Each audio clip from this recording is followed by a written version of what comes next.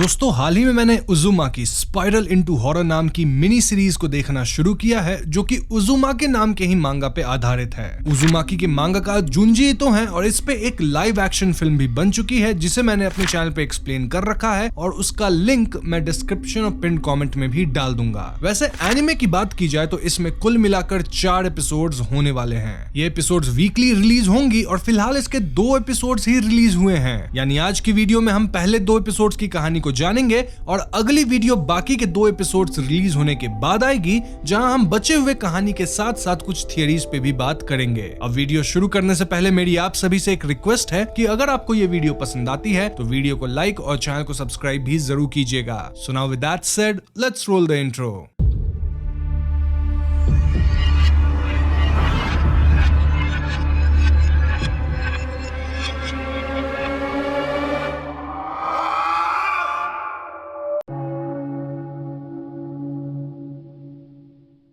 कहानी की शुरुआत में हम किरी नाम की एक लड़की से मिलते हैं जो कोरोजो नाम के शहर में रहती है। वो बताती है कि हाल ही में उसके शहर में कुछ अजीब सी घटनाएं घटने लगी है। यहाँ हम व्यूअर्स एक अजीब बात नोटिस करते हैं कि आसमान के बादल और जमीन पे उग रही घास सब कुछ स्पाइरल शेप की थी। खैर आगे हम किरी को उसके बॉयफ्रेंड सुइची के साथ देखते हैं, जहाँ सुइची काफी शांत था और वो किरी को अपने साथ कोरोजो शहर को छोड़ देने का प्रस्ताव देता है। सुइची के हिसाब से इस शहर में आजकल बहुत सारी अजीब घटनाएं हो रही है और इसीलिए वो शहर छोड़कर जाना चाहता है। हम पास में फ्लोइंग वाटर में भी स्पाइरल्स बनते हुए देखते हैं और सुइची आगे बताता है कि यही सब स्पाइरल्स मेरे पिता के मेंटल हेल्थ पे बहुत असर डाली है। सुइची के पिता मिस्टर साइतो ने अब काम पर जाना बंद कर दिया था और सारा दिन वो अपने कमरे में बैठकर स्पाइरल्स को घूरते रहते थे। हम उनके कमरे में बहुत सारी स्पाइरल्स की पेंटिंग देखते हैं और उन्होंने बहुत सारे स्पाइरल ऑब्जेक्ट्स भी कलेक्ट कर रखे थे। सुइची बताता है कि एक दिन उसके पिता उसकी माँ पे सिर्फ इसीलिए गुस्सा हो गए कि उन्होंने सूप में स्पाइरल फिश पैनकेक्स नहीं रखा था। हद तो तब होती है जब नहाते वक्त वो बाथटब के पानी में एक व्हर्लपूल क्रिएट करते हैं और फिर उसमें नहाते हैं। क्यों?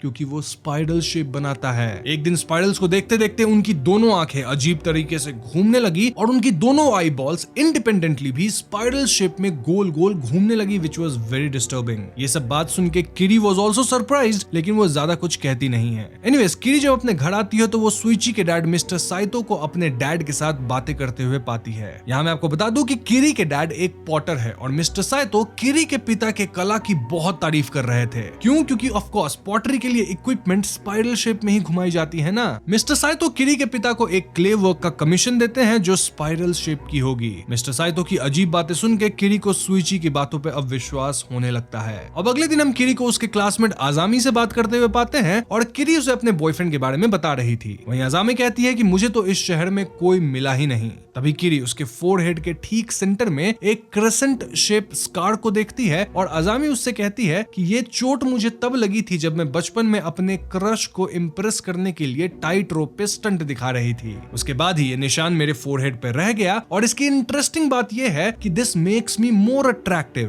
क्योंकि आज तक मैंने जितने लड़कों को भी लाइक करा है वो सारे लड़के मुझे भी लाइक करते हैं और उन सबको ये जो शेप है वो काफी पसंद आता है। इस पूरे सीन में हम एक बात तो समझ पाते हैं कि आजामी काफी सुंदर थी और उसके पीछे कई लड़के हैं। खैर स्कूल से छुट्टी होने के बाद किरी और आजामी स्टेशन जाते हैं जहां उन्हें सुइची मिलता है। अब किरी जैसे ही सुइची को आजामी का इंट्रोडक्शन देती है, सुइची उससे बहुत डर जाता है और किरी का हाथ पकड़ के वहां से किरी को लेके भागने लगता है और ऐसे में आजामी ऑफ कोर्स स्टेशन पे अकेली ही रह जाती है। नाउ भागते भागते सुइची कहता है कि तुम्हारी दोस्त से मुझे स्पाइरल की प्रेजेंस महसूस हुई, यानी कि वो भी अब कर्स्ड है और तुम भी अपना ख्याल रखना, उससे दूर रहना क्योंकि वो एक स्पाइरल है। ये सब होने के बाद जब किरी अपने घर लौटती है तो उसके पिता उसको मिस्टर साइतो के घर डिलीवरी करने भेजते हैं। डिलीवरी बेसिकली उसी सामान की जो कि मिस्टर साइतो बनवा रहे थे। अब डिलीवरी लेते वक्त मिस्टर साइतो कहते हैं कि मुझे अब आर्टिफैक्ट की कोई जरूरत नहीं है क्योंकि मैं खुद को स्पाइरल बना सकता हूँ। और ऐसा कहते ही वो अपनी जीभ को भयानक तरीके से स्पाइरल के आकार में मोड़ते हैं, जो कि काफी क्रीपी था। इससे किरी बेचारी वहां से डर के भाग जाती है और तभी हम साइतो के घर एक डिलीवरी एजेंट को आते हुए देखते हैं जिसके पास एक बहुत बड़ा सा कुछ सामान था। खैर यहाँ से सीन आजामी पे शिफ्ट होता है और वो रास्ते में चल रही थी जहाँ उसे सुइची मिल जाता है। आजामी उसको कन्फ्रंट करके पूछती है कि आज तक सभी लड़कों ने मुझे चाहा है, लेकिन सिर्फ एक तुम ही हो जिसने मुझे रिजेक्ट कर दिया। आजामी कहती है कि वो सुइची के बारे में सोचना बंद ही नहीं कर पा रही है और ये सब उसके साथ पहली बार हुआ है। दिस क्लियरली इंडिकेटेड कि आजामी अब सुइची से ही ऑब्सेस्ड हो गई थी, लेकिन सुइची तो उससे डरता था और जब वो उसे पूछता है कि तुम्हारे सर पे ये कैसा निशान है, तो उसके जवाब में आजामी उसे वो मार्क दिखाती है और हम व्यूअर्स यहाँ देख पाते हैं कि उसका क्रेसेंट मार्क अब एक स्पाइरल बन चुका था। ऐसे में सुइची आजामी को शहर छोड़ के जाने की बात कहता है, जिससे आजामी बहुत हर्ट होती है और रोने लगती है, लेकिन सुइची कहता है कि इससे पहले कि तुम्हारा कर्स और बढ़े तुम ये शहर छोड़ दो। इसके बाद सुइची वहां से भाग जाता है। अब अगले सीन में हम देखते हैं कि सुइची के पिता की अब मृत्यु हो गई थी। टाउन के सारे लोग क्रिमेटोरियम में आए थे जहां उनका अंतिम संस्कार आयोजन किया गया था। सभी लोगों को यह बताया गया था कि उसके पिता सीढ़ियों से नीचे गिर के मारे गए, लेकिन रियलिटी तो कुछ और ही थी और ये बात सुइची किरी को बताता है। दरअसल सुइची की माँ को अपने पति के स्टडी में एक बड़ा सा राउंड वुडन टब दिखा। जब वो उसे खोली तो वहां सुइची के पिता खुद को स्पाइरल शेप में क्रैम्प करके रखे थे और वो बहुत ही ज्यादा डरावने लग रहे थे।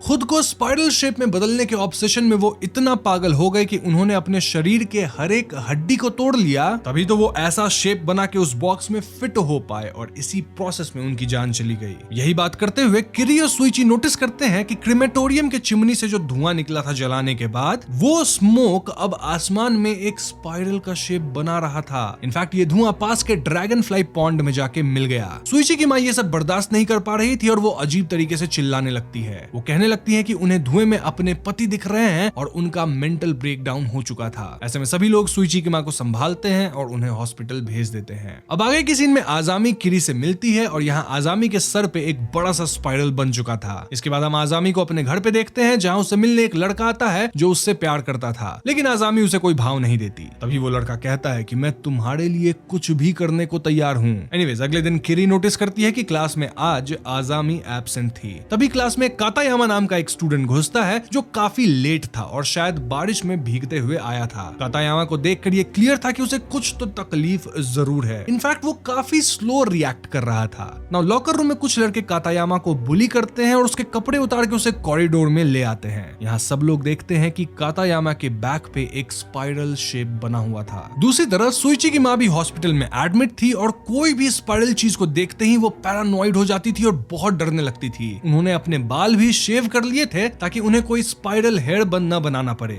साथ ही वो अपने फिंगर टिप्स को भी काट ली थी। क्यों? क्योंकि हमारे फिंगर टिप की स्किन पे भी स्पाइरल पैटर्न होती है। सुइची किरी को बताता है कि उनकी माँ का कहना है कि उसके डैड उन्हें भी अपने पास बुला रहे हैं in the realm of spirals. कुल मिलाकर ये स्पाइरल कर्स अब सुइची की माँ को भी लग गया था, जिससे वो बहुत परेशान था। अब उस रात किरी आजामी को एक हैट पहने रास्ते से जाते हुए देखती है और वो उसे आवाज लगाती है। आजामी अब पूरी तरह बदल गई थी और जैसे ही वो अपना हैट उतारती है हम देख पाते हैं कि उसका आधा सर ही अब स्पाइरल बन चुका था। इनफैक्ट इस स्पाइरल के अंदर उसकी एक आंख भी चली जाती है और गायब हो जाती है। वहीं दूसरी तरफ आजामी को पसंद करने वाला लड़का सुइची को एक पार्क में बुला लिया था और यहाँ वो आजामी को सुइची के सामने लाता है। वो लड़का आजामी से कहता है कि तुम बोली थी मुझे सुइची से मिलवाओ, तो हाँ मैंने तुम्हारा काम कर दिया है। मैं सुइची को तुम्हारे सामने ले आया हूँ, तो अब तुम मेरे साथ डेट पे चलोगी ना? इस पे आजामी रिप्लाइज कि ऐसा कभी नहीं होगा, आई ओनली वांट सुइची। ये सुन के आजामी और उस लड़के में बहस होने लगती है और गुस्से में वो लड़का आजामी का हैट खोल देता है। नाउ टू एवरीवन्स शॉक आजामी का काफी हद तक चेहरा एक स्पाइरल बन गया था और धीरे धीरे वो उस लड़के को भी स्पाइरल के अंदर ही खींच लेती है। मतलब ऐसा लग रहा था स्पाइरल के अंदर लड़का गायब हो गया और आजामी उसको काइंड ऑफ स्वॉलो कर गई है। अब उसको स्वॉलो करने के बाद आजामी के खुद के बॉडी पार्ट्स भी उसी के स्पाइरल में समाने लग जाते हैं। और सच बताओ दोस्तों ये काफी क्रीपी सा सीन था। मतलब ऐसा लग रहा था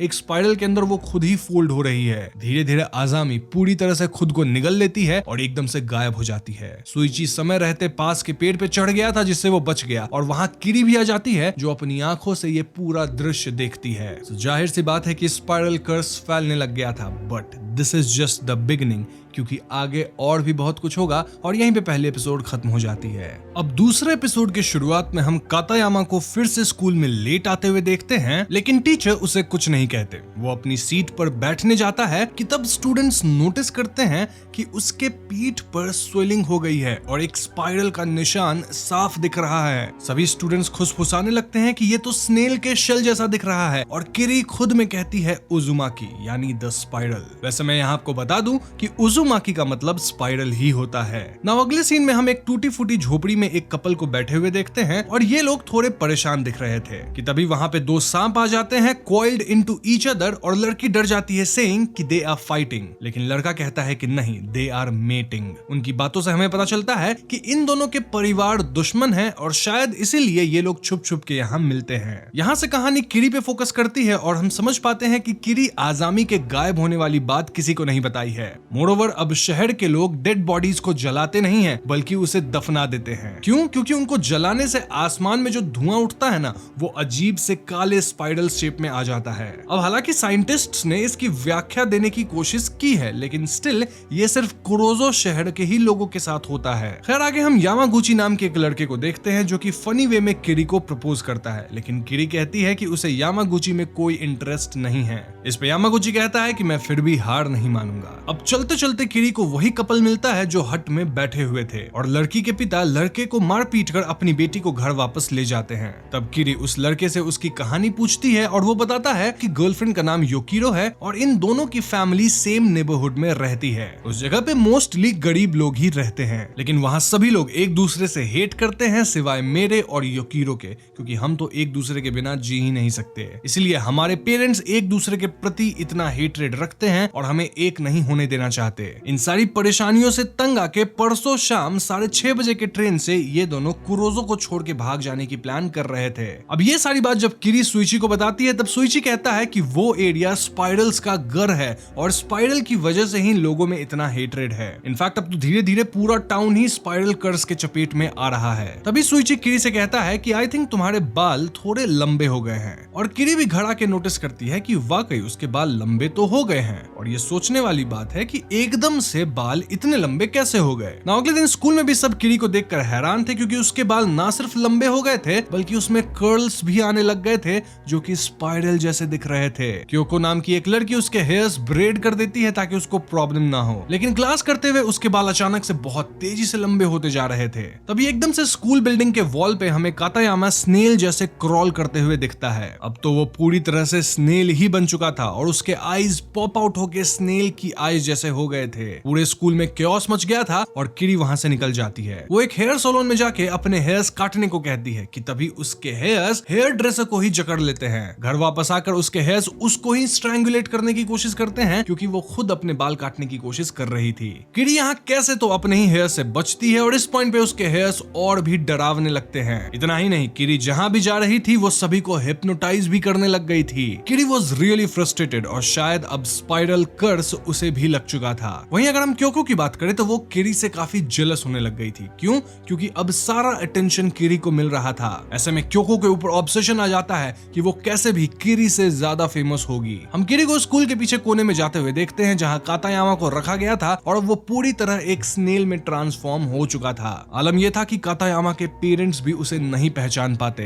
एनीवेज, किरी अब उदास रहने लगी थी और पूरा शहर बस उसके बालों को ही घूरता रहता। हम इवन सुइची को भी किरी को देखते हुए पाते हैं, लेकिन फिर वो अजीब तरह से भाग जाता है। तभी यामागुची उसके लिए एक गिफ्ट लेके आता है और उसको फिर से प्रपोज करता है, लेकिन एज यूजुअल किरी उसके गिफ्ट को एक्सेप्ट नहीं करती। ऐसे में यामागुची सड़क के बीचों बीच जाकर खड़ा हो जाता है और कहता है कि मैं अपने प्यार की ताकत से आती हुई इस गाड़ी को रोक दूंगा, लेकिन ऑफ कोर्स ऐसा नहीं होता और यामागुची उस वैन के टायर्स में कुचल के मारा जाता है, वो भी एक स्पाइरल के शेप में। दूसरी तरफ स्कूल में अब कातायामा के साथ साथ सामुका भी स्नेल बन चुका था और दोनों स्नेल्स को पिंजरे में रखा जाता है। क्योको भी अब कर्स थी और वो किरी से मुकाबला करने आती है कि कौन सबसे ज्यादा फेमस है। शी वाज जेलस क्योंकि किरी को ही सबका अटेंशन मिल रहा था और उसे कोई नहीं पूछ रहा था। दोनों में लिटरली एक हेयर बैटल स्टार्ट हो जाता है और लड़ते लड़ते क्योको के हेयर्स किरी को चोक करने लगते हैं, लेकिन एन मौके पे वहां सुइची सिजर्स लेके आता है और किरी की जान बचा लेता है, लेकिन हेयर्स अब भी उसे जकड़ लेते हैं, बट फिर भी कोशिश करके वो किरी के सारे हेयर काट देता है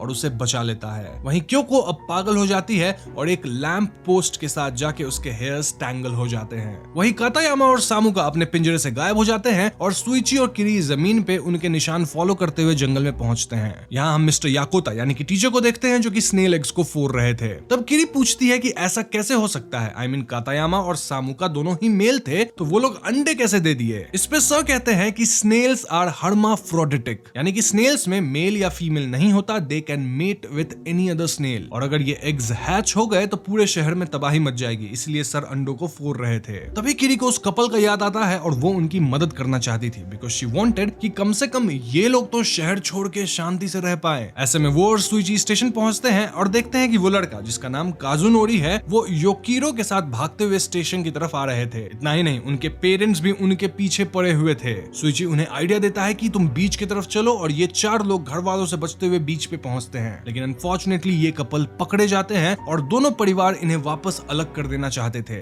इस सीन में काजुनोरी और योकीरो खुद को ट्विस्ट करके स्नेक जैसा रूप ले लेते हैं और उसी कॉइल्ड स्नेक की तरह एक दूसरे में लिपट कर हमेशा के लिए एक हो जाते हैं। एंड देन वो समंदर के अंदर चले जाते हैं। तभी वहां लाइट हाउस की रोशनी पड़ती है और सीन बदलकर अगली सुबह को दिखाता है, जहां शहर में अजीब अजीब चीजें हो रही थी, जैसे कुछ लोगों का स्पाइरल में घूमते रहना। दिन लोगों में बातें भी होने लगी थी कि कल रात को अचानक से लाइट हाउस में रोशनी देखी गई है जो कि अब तक खराब हो रखा था। और तो और उनके सर मिस्टर याकोता भी अब स्नेल बन चुके थे। बेसिकली शहर के अंदर बहुत सारी बिजार चीजें होने लग गई थी और ये सिर्फ कुरोजो शहर में ही हो रहा था। अब जब किरी घर लौटती है तो वो देखती है कि उसका भाई मित्सुओ जल्दी जल्दी में कहीं जा रहा था और वो किरी को भी अपने साथ आने कहता है। वो लोग बीच के किनारे जाते हैं तो हम समझ पाते हैं कि लाइट हाउस ठीक करने कल 5 लोग आए थे, लेकिन किसी भी आदमी की कोई खबर नहीं मिली है। और इस बातचीत के दौरान मित्सुओ और उसके 3 दोस्त लाइट हाउस की तरफ भागने लगते हैं। किरी भी उनका पीछा करती है और स्टेयर से लाइट हाउस के ऊपर जाने लगती है, लेकिन अचानक से उसे उसका भाई कहीं नहीं दिखता। उसे ऐसा फील होने लगता है कि ये स्टेयर्स एंडलेस है और वो स्पाइरल लूप में फंस गई है। स्टेयर्स के बीच में उसे 2 बच्चे डर से बैठे हुए दिखते हैं, लेकिन उसमें मित्सुओ नहीं था। वो बच्चों को नीचे जाने को कहती है और खुद मित्सुओ को ढूंढने लगती है। अब स्टेयर्स पे चढ़ते चढ़ते उसे कुछ लोगों के बर्न्ड डेड बॉडीज भी मिलती हैं और वो फाइनली ऊपर पहुंच के अपने भाई से मिलती है। अब किरी का भाई यानी मित्सुओ वहां लाइट हाउस के लेंस में बने स्पाइरल से अपना नजर हटा ही नहीं पा रहा था। तभी किरी नोटिस करती है कि सूर्यास्त होने वाला है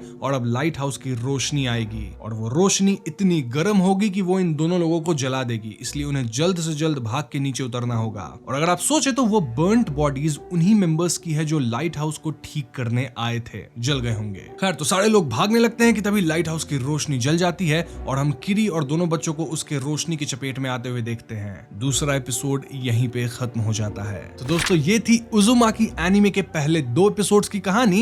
एंड आई नो कि फिलहाल आपके मन में ढेर सारे सवाल होंगे, लाइक ये उजुमाकी या फिर स्पाइरल कर्स है क्या, देन ये इसी शहर में क्यों हो रहा है, एंड देन अचानक से कैसे शुरू हुआ। वेल इन सवालों का जवाब आपको मेरी अगली वीडियो में मिल जाएगा जो कि 2 हफ्ते बाद आएगी। जी हाँ, 2 हफ्ते बाद, इसलिए क्योंकि बचे हुए 2 एपिसोड्स 2 हफ्ते बाद ही रिलीज होंगे। वैसे उजुमाकी मूवी को मैंने एक्सप्लेन कर रखा है, जिसे आप चाहे तो देख सकते हैं। उसका लिंक मैं डिस्क्रिप्शन और पिन्ड कमेंट में छोड़ दूंगा। मोरओवर उजुमाकी एक मांगा पे आधारित है जिसे मैंने पढ़ रखा है, यानी कि मुझे कहानी की एंडिंग पता है, मुझे सारे ट्विस्ट पता है। तो अगर आपको भी एंडिंग जाननी है, कहानी को एपिसोड्स आने से पहले ही समझ लेना है, यानी कि मांगा एक्सप्लेनेशन चाहिए, तो मैं लेके आ सकता हूँ। बस कंडीशन ये है कि इस वीडियो पे 1000 कमेंट्स हो जाने चाहिए। कमेंट्स ये बोलते हुए कि हाँ आपको मांगा एक्सप्लेनेशन चाहिए, आप इंटरेस्टेड हैं। साथ ही 2 लाख व्यूज जैसे ही कंप्लीट होंगे मैं जरूर मांगा एक्सप्लेनेशन लेके आ जाऊंगा। सो मेक श्योर कि आप वीडियो को लाइक करें, शेयर करें, दोस्तों से भी लाइक करवाएं और कमेंट्स करना तो मत ही भूलिएगा। चैनल पे नए हैं तो हमें सब्सक्राइब भी कीजिए, क्योंकि हम अपने चैनल पे ऐसे वीडियोस लाते रहते हैं। पीस।